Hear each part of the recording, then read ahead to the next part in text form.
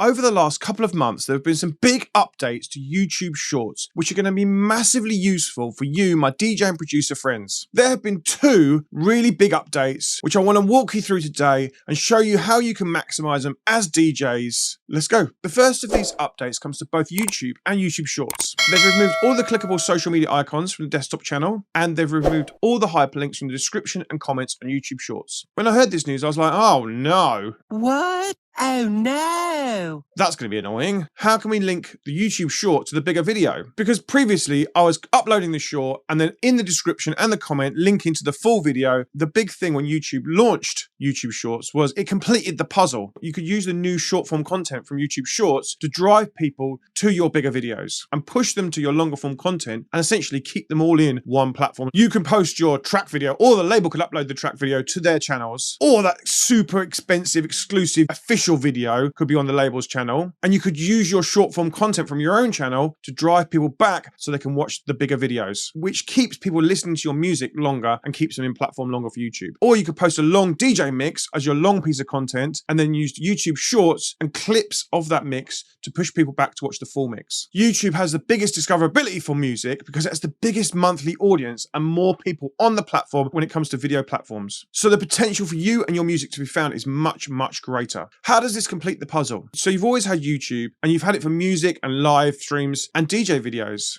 How many of you at after parties have switched on YouTube and found mixes to play while you're sitting around chilling with your mates? We've all done it. Then they added YouTube Music, which is the stream platform just for music, just like Spotify, and it's a subscription model. Then they added YouTube Shorts, which is a short form content, which then drives people back to either listen to the music or watch the full videos. So then people start binge watching content across the whole of your channel and people stay in YouTube longer. Great for YouTube, great for you. This completes the flywheel of this diagram. And for you as DJs, maybe some people watch your shorts and your clips and then they get into what you're about musically, or you'll get into what you're about DJ wise, and then they find your longer videos and watch your longer videos and consume more of you that way. Or maybe they watch some shorts and then they find the labels channels and find your music that way. So with them taking the ability to link to your longer videos from your short videos, was this going to be a big problem? Well, let me explain the big update and how it's going to make things better for you. Why did they change the links in channel banners? Well, this is to stop scammers, firstly. These scammers would create loads of YouTube shorts and they'd link back to fake channels and fake links and scam you out of your many bags of gold. No one wants that.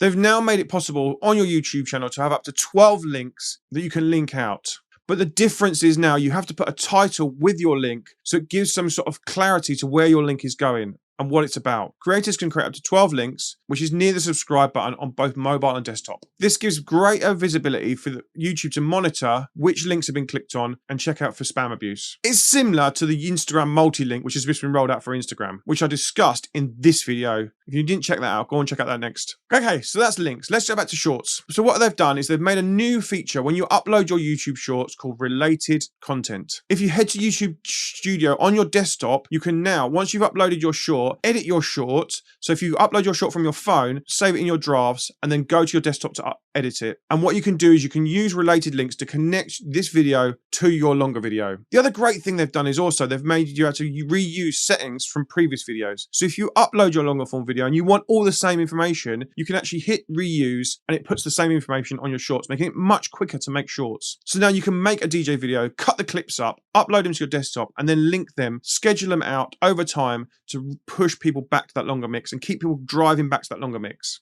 This completes that flywheel we were talking about earlier, and it's a perfect loop. How it looks when you're viewing the short, just like this, it brings up a link just below the title so you can watch the short and then click to see the longer video. Or you could use it to take you through parts of the video. So maybe you've done a video as a series, you could link to the next one, the next one, the next one, and then it drives through the parts of the stories and keeps people in shorts for longer. This update, in my opinion, is super for DJs and music producers. For instance, if you release a single, you can make loads of meme content, which maybe captures the eyes and the sounds and the looks of people that are interested in watching their content, but then drives you back to the full single. If you wanted to upload a track breakdown, which works really well on Instagram, you can then upload it and the related video could be the full track to listen to.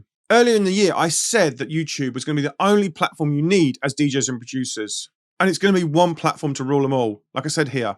You can now really use YouTube Shorts as DJs to create short form content, but also it makes it really simple so that people can carry on the journey and listen to the full tracks and the full mixes from those shorts. Another update they've added to YouTube Shorts is a Q&A sticker. You can do this in-app after you've recorded the short, and you can tap the Q&A sticker and ask your audience a bunch of questions. So you can make a bunch of content that gets information out of your audience depending on whether they like stuff and don't like stuff. And it allows you to use shorts to speak to your audience. Killer, right? Do you want to start on YouTube as a DJ? I've made you a free handy guide to start creating your channel using YouTube Shorts and using YouTube as DJs. And to get that, I've put it linked in the description and pinned in the first comment. Go and grab it right now. And then if you need help planning your first DJ mix video on YouTube, then you need to jump into this video next, because that's going to teach you all about creating your first DJ mix. Before you jump over there, don't forget to like this video, subscribe to the channel, and I will see you over there. See you.